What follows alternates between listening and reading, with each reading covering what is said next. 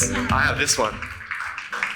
So firstly, thank you all for coming back from lunch to the talk with the most boring title of the whole conference. So thank you for your time here. I'm going to talk to you about conceptual models. And I'm just going to show you what a conceptual model is quickly. So I have this tennis ball all the way from England, and I want you to think about how high this is going to bounce when I drop it. Now, hopefully, it's fine, I expense that. Hopefully, everyone could guess roughly how high that was going to bounce. And there is a way to calculate this with the coefficient of restitution. But you all knew how high it was going to bounce because you have in your head a conceptual model. You know balls are squishy, floor hard, things accelerate when you drop them. And this is kind of my pitch to you today, which is you can do the same thing with SEO. You can have a conceptual model in your head about how search engines work. And that, to me, is advanced SEO. Advanced SEO is taking all these small bits of knowledge that you have, all the things that you learn, and stitching them together in a way that makes sense and in a way that you can predict things. So my talk today, there's kind of three parts to it. If you're brand new to SEO, this is kind of your first year in your career and you're very happy, my goal is to change the way you think about SEO. If you're more like this and you've spent a couple of years in SEO, my goal is to teach you how to build these models and the rules you should be applying. Or I know there are some like veteran SEOs in the audience who are loving life, loving client work.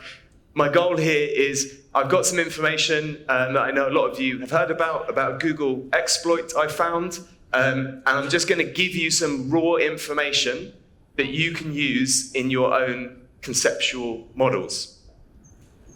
For those that don't know me, I've been doing SEO for about 20 years. The rumors are true. I did used to have hair. It used to look like that. About 16 of those years has been working at agencies. Before that, I was quite a successful affiliate marketer. I did mainly kind of black hat stuff. I'm an expert at getting sites banned in Google. So I've got a broad range of experience, but my point is, we're getting consistent results, and I want to share with you kind of the models and how we're doing that. I'm going to start on why conceptual models. I'm going to talk to you briefly about playing games. So I love playing games, but I look at games as optimization problems. So I don't particularly enjoy playing the game. I enjoy working out how to play and how to win the game, which is why I will never play you at Connect 4, because I know at Connect 4, if I start in the middle, in 41 turns, I can force a win. The solved game is why I'll probably never play you at Monopoly, because I know we roll 2 dice and there's a normal distribution in the sum of the dice. So when you know that and all the cards, you can build a heat map as to where people are likely to land. So it's kind of a boring game. So what did we learn from this apart from I'm not a fun person to play games with? This game, if you're old, changed my life, and you may laugh at this. I learned more from this game. This is a game released in 1996 called Theme Park. It's about building a theme park, but it's really similar to SEO, and I'll tell you why. So it's an optimization problem. The goal is to optimize your theme park to make money, and I'm sure lots of you have, whether you're agency or in-house, people are interested in how much money your SEO is making. That's kind of what you're optimizing towards. The fascinating thing, and why I play so many video games, is this is a system that has documented and undocumented ways to achieve your optimization goal, so money.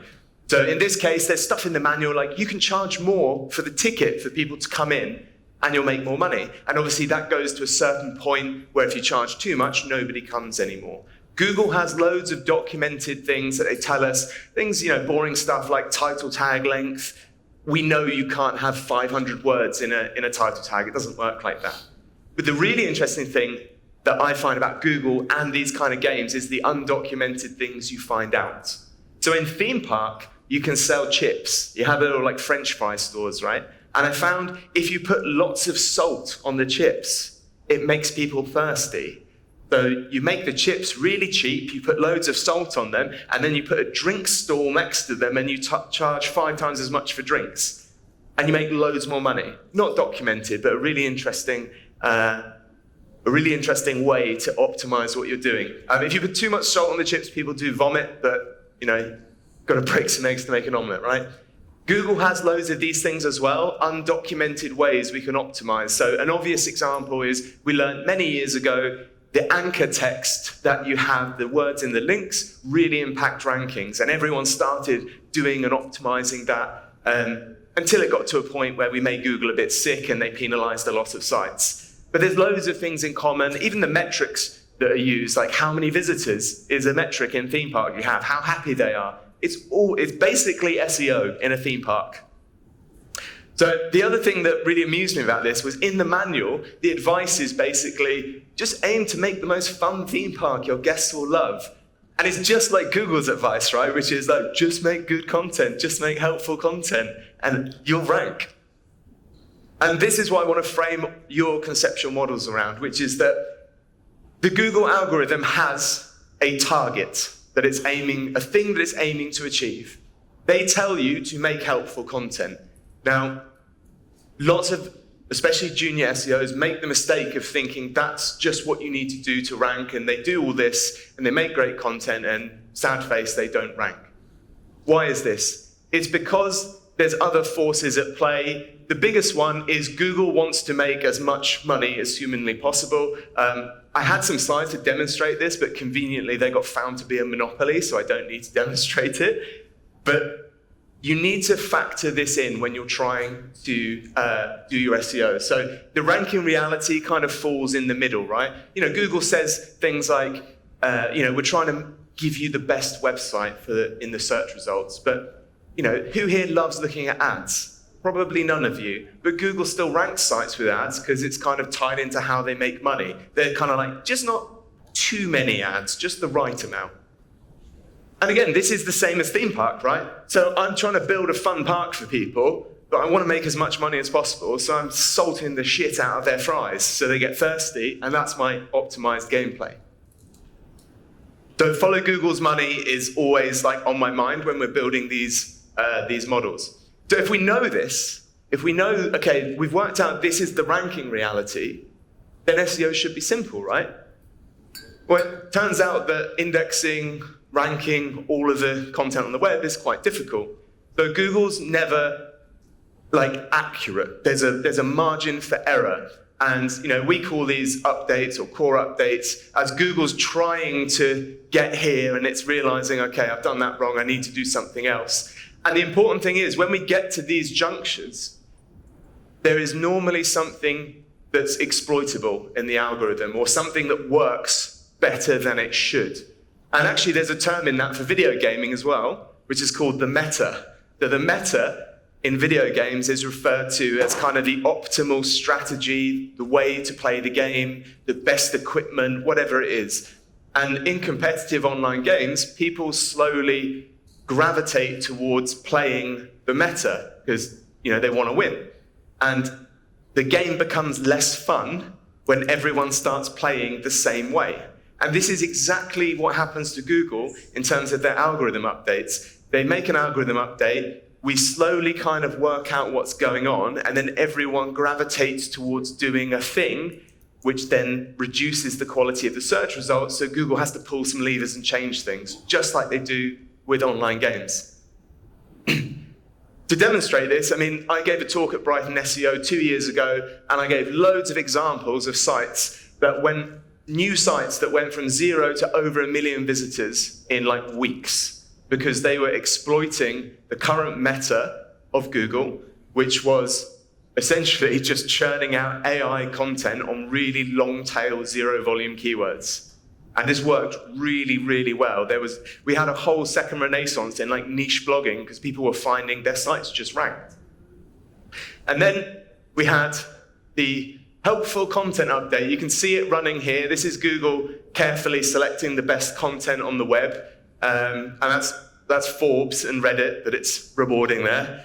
So we had the helpful content update. And this was, in my opinion, a knee-jerk reaction to the current, what was the meta. People were exploiting Google and they had to do something to fix it. The current meta right now is parasite hosting. LinkedIn in the US ranks for 94,000 loans keywords, right? Really competitive keywords. This is the kind of stuff that ranks. It's all LinkedIn Pulse articles generated by AI. This is Judith. This is all the articles she's written in a single day about loans on LinkedIn, right? Probably that Judith, yeah. So this isn't helpful content. This has got nothing to do with content, but this is what's working at the moment. So we're definitely at one of these junctures where things are going to be righted. And that, I just wanted to give everyone a kind of a cautionary note, which is when we are in these situations, if you're working for a brand, a company, don't like double down on this, because when the ship kind of rights itself, you'll get a penalty, you'll fall overboard. So I'm going to talk very quickly about how to add to your model in your head of how Google's working. This hopefully should terrify you.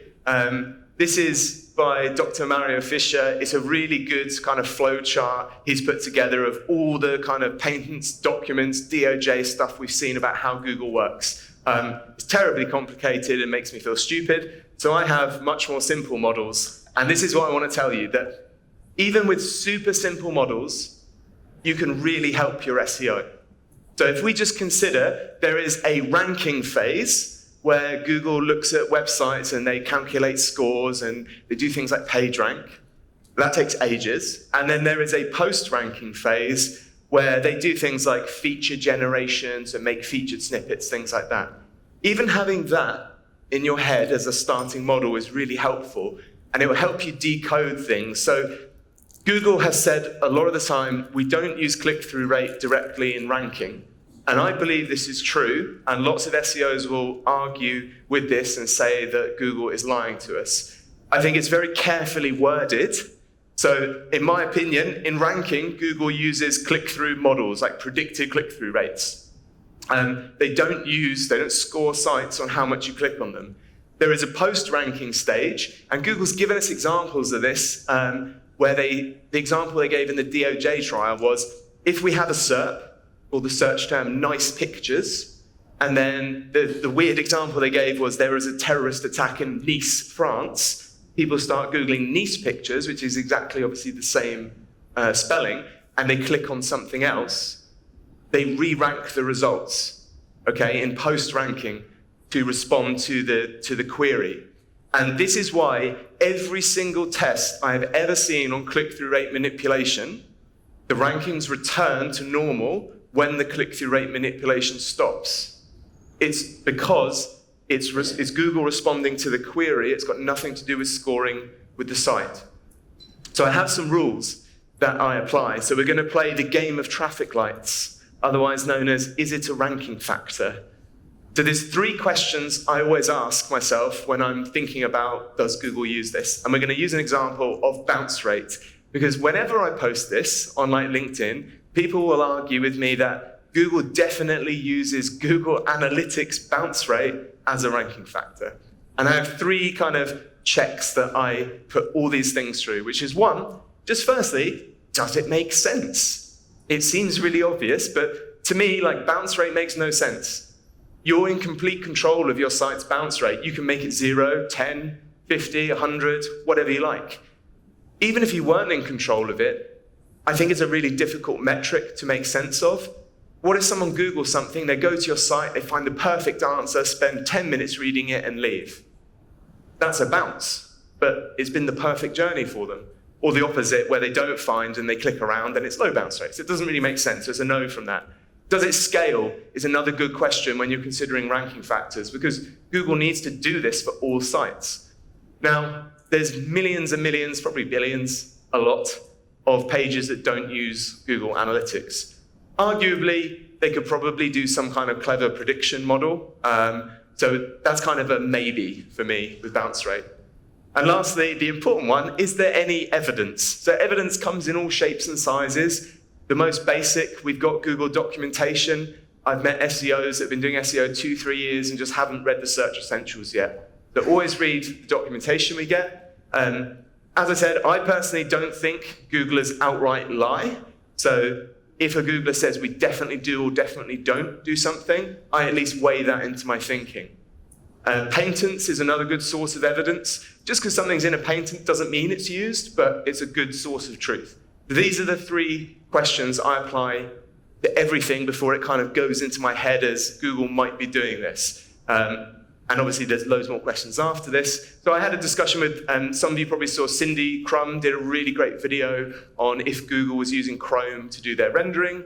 I had a chat with her and I said, for me, it ticks the first 2 boxes, but I haven't seen any sort of direct evidence. And actually Google says they don't do that, so I need extraordinary evidence. So I'm still on the fence about that. So Google exploit, facts for your model. So for the veteran SEOs out here, hopefully there is something new in here for you. For those that don't know, in March this year, I found a Google exploit.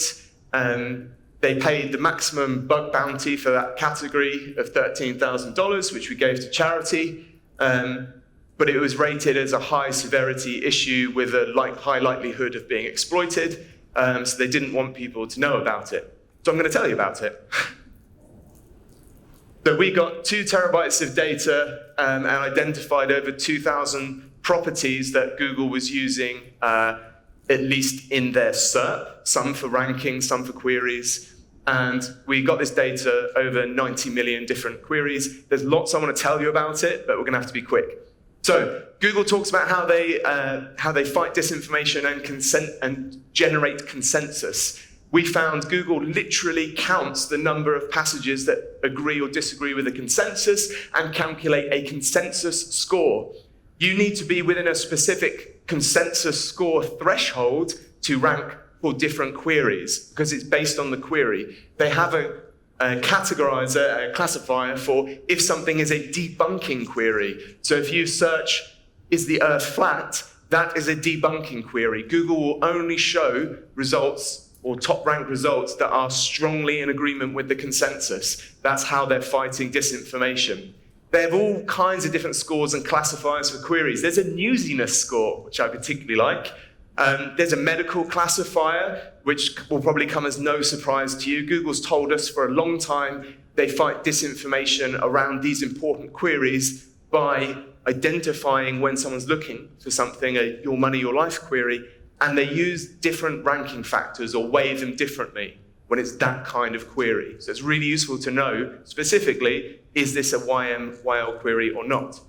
Google classifies almost all queries into one of 8 categories, refined semantic query classes. These were mined from Google. I won't read them out, you can see what they say. They're pretty basic. Over 90 million queries, this is how they're spread. What I find interesting here is about half of them are short fact or bool. Bool means Boolean yes or no answer. Why I find that interesting is I think that's where AI overviews are going to come and eat your lunch because they're easy for them to answer.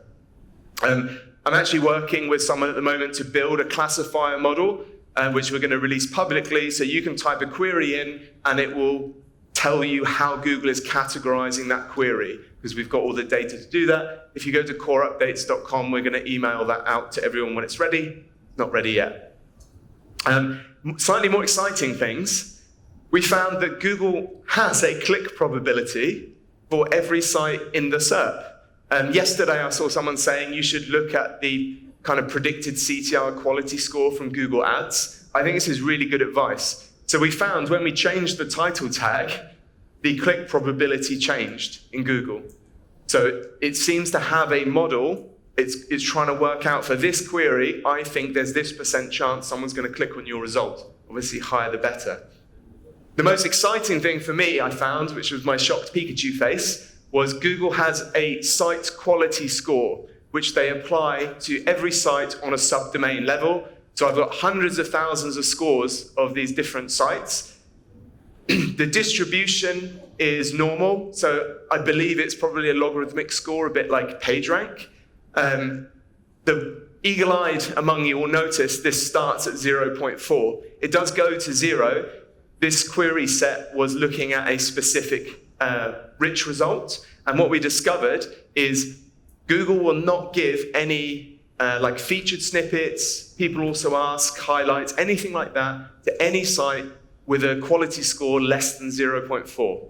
So there are things calculated during ranking which are passed to post-ranking which determine if you are even eligible for these things. which I think is super important. People are trying to optimize for featured snippets, trying to work out why they're not getting them. It might just be because you're literally not even in that race yet and you don't know it. There's a quality called site patent that Google has. The short version is, site quality is essentially Google measures how many times your brand, your website is queried along with other keywords and how often your brand, your website name appears in anchor text. And then they look at how people actually click on the SERP if they're selecting you above other people. Obviously, when there's no user data, this becomes difficult, but guess what? There is a patent for that called predicting site quality score. The short version of this is they take all the sites where they know the quality score and they build what's called a phrase model, essentially just looking at how the site looks, and they apply that model to brand new sites they don't have data for, so they can predict what the site quality is. In my opinion, this is why we've seen loads of graphs like this. So this is a well-known site that pumped out loads of AI content. And in my opinion, the reason these were working so well is that AI content, by the nature of large language models, fit quite closely to this predicted site quality. So Google thought, oh, this looks like really good content. And then manual actions or actual user data kind of eventually catches up, and Google's like, oh, whoops, we're wrong. And this was breaking the prediction model, this AI content. Because the user data takes a while to gather, Google was very vulnerable. There were just loads of these sites pumping out AI content. And in my opinion, the HCU, the Helpful Content Update, was like a band-aid to try and fix this. This is backed up. Tom Kappa from Moz did a really great study showing there's a strong relation between Moz's brand authority score and how many links you have, that these people were hit by the HCU, the people with low kind of brand.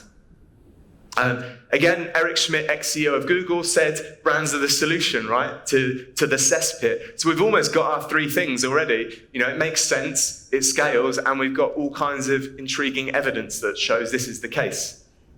I'm just going to finish on this just to show you I'm not just completely full of lies. So this is a client that we worked on in the YMYL category. So it's a private rehabs, super competitive. We've applied all of these things that we know in our kind of conceptual model, and we've got them ranking above like the National Health Service in the UK for addiction queries. They rank above competitors that have got like 10 times the amount of links that we've got. So I think these kind of models are the key to moving beyond basic SEO metrics, like how many links does it have, where are the keywords. So conceptual models help you understand why things are ranking. The why in ranking is sometimes more important than the how. I think you should be cautious when you're building your model. Use those 3 rules at least as a start, and definitely play more video games. That's my big takeaway. I'm Mark Williams-Cook. You can just Google me. I think I'm the only Mark Williams-Cook on the internet, so I'm really easy to find. Thank you for your time.